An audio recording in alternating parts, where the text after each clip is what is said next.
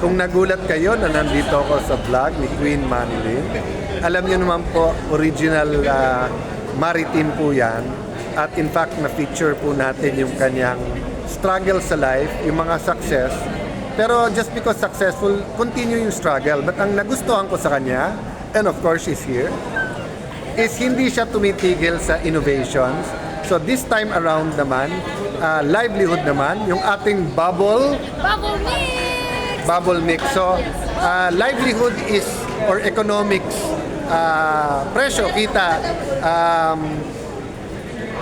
presyo, trabaho, kita, continues to be a challenge sa ating mga kababayan.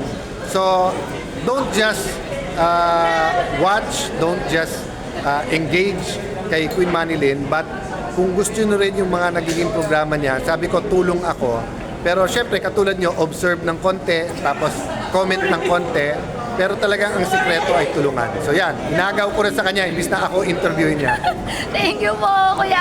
Isang malawakang Happy New Year from Luzon, Visayas, and Mindanao. Ako po ang inyong pambansang nanay, Queen Manilyn. And for today's video, magmumukbang tayo. Titikman natin lahat ng pagkain sa buffet ng Park Inn by Radisson Hotel dito sa Bacolod City. So dito nga kami nag-check-in, guys, dahil meron kaming taping dito sa Bacolod City. Karugtong nito, guys, ay SM. Tatagos ka sa SM kung meron kang pangailangan, tumagos ka lang, tumawid ka lang sa SM, guys. Kung nagbabala ka ng magbakasyon sa Bacolod at wala ka pang mahanap na hotel, ay tingnan mo muna lahat ng masasarap na pagkain na kinain at natikman ko dito sa Park Inn Hotel. Baka gusto mo lang. At para naman sa mga followers, subscribers ko na andito pa rin, magkasama pa rin tayo sa taong 2026, ay mamimigay tayo ng free GCash. Bilangin mo kung nakailang plato ko. Yes, kaya kailangan mong i-make sure na tapusin ang video na ito. Okay?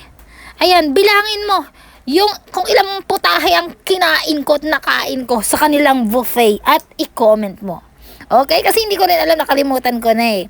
Ayan. So, minute ko nga pala to, guys, kasi takot ako sa mga copyright. Nag-iingat na ako dahil ayokong masayang ang 30,000 subscribers ko.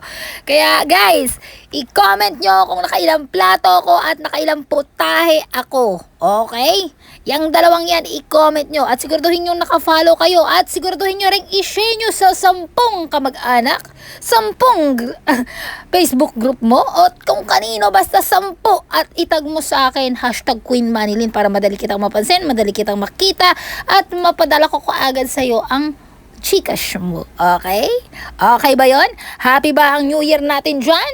Ayan. So, paano? Magpapaalam na ako. Tapusin mo ang video na ito, ha? Pasensya na, wala tong walang background music to. Okay? Love you, guys! I-comment mo, ha? Okay, hintayin ko.